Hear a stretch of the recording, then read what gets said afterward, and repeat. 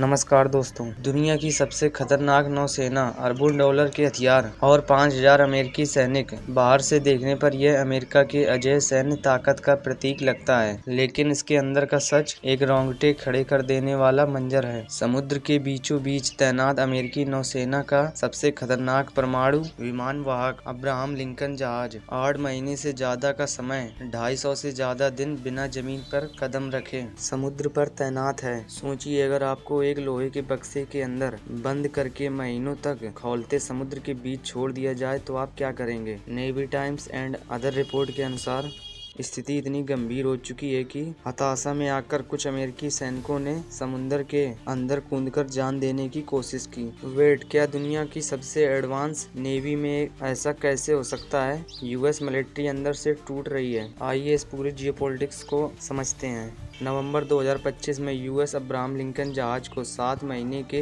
Routine mission पर भेजा गया था, लेकिन मिडिल ईस्ट और ईरान के साथ बढ़ते तनाव के कारण इसके मिशन को बार बार एक्सटेंड किया गया। परिणाम लगातार युद्ध जैसे हालात और अंतहीन गश्त। आप सोच रहे होंगे, ये तो सैनिक हैं, ट्रेनिंग मिली होगी।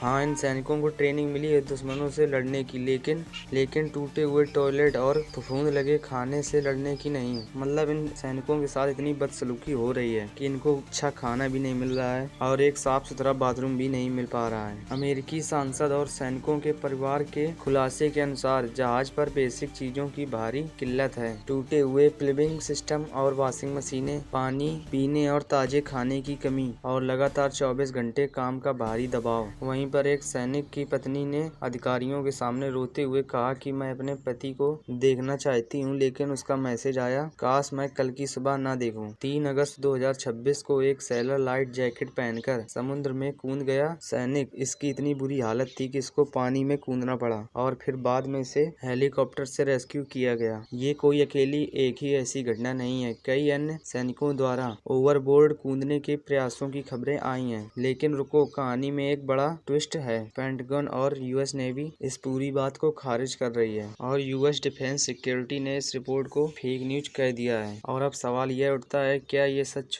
छुपाया जा रहा है? यह सिर्फ एक जहाज का मुद्दा नहीं है, इसका इशारा कहता है कि एक बहुत बड़े सुपर पावर की तरफ जब कोई देश पूरी दुनिया का चौकीदार या उसकी सेफ्टी बनने की कोशिश करता है तो उसके अपने सैनिक इस वैश्विक राजनीति का शिकार बन जाते हैं। अमेरिका के पास जहाज तो बहुत हैं, लेकिन उन्हें चलाने वाले इंसानों की मानसिक क्षमता की भी एक सीमा होती है। ये नहीं कि उन्हें मतलब काम पे काम, खाने की भी सुविधा न मिले और अच्छे वॉशरूम वगैरह न मिले, टूटी हुई वॉशिंग मशीन मिले, तो ऐसे में वो सैनिक काम कैसे कर पाएंगे? कुछ इतनी बुरी हालत हो गई है यूएस नेवी की। अगर दुनिया की सबसे अमीर और आधुनिक सेना अपने सैनिकों को मानसिक तनाव और बुनियादी सुविधा नहीं दे पा रही है तो युद्ध क्षेत्र में ये कितनी टिकाऊ है? यूएस अब्राहम लिंकन जहाज पर यह घटी घटना सिर्फ एक मानवीय संकट नहीं है, बल्कि अमेरिका सैन्य रणनीति की पोल खोलती है। तो आपको क्या लगता है, अमेरिका को दूसरे युद्धों में टांग अड़ाने के बजाय अपने सैनिकों की भलाई पर ध्यान देना चाहिए? अपनी राय कमेंट में जरूर बताएं और ऐसे इन्फॉर्मेटिव कंटेंट के लिए हमारे चैनल को सब्सक्राइब जरूर करें।